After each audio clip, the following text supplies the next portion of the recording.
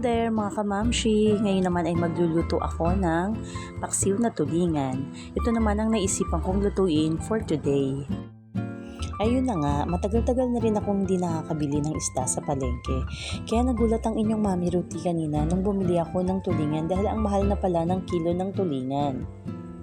Dahil ang sabi ng tendero ng tulingan ay 170 na lang daw ang kalahating kilo.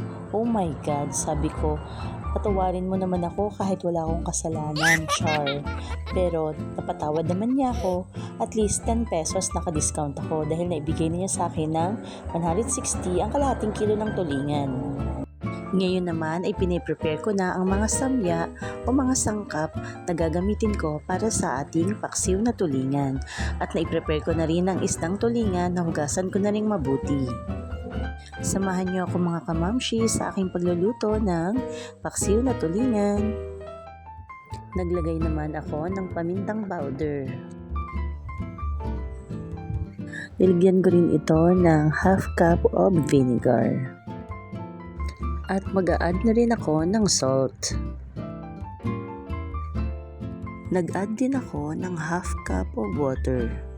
After naman ng 10 minutes to 15 minutes, check naman natin ang ating paksiw na tulingan if luto na siya. At almost cook na nga pala ang ating isdang tulingan. So ito na ngayon ang ating paksiw na tulingan, guys. Ready to serve and ready to eat.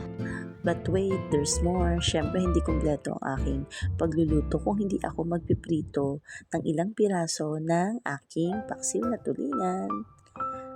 Thank you sa panonood and see you on my next video. Bye!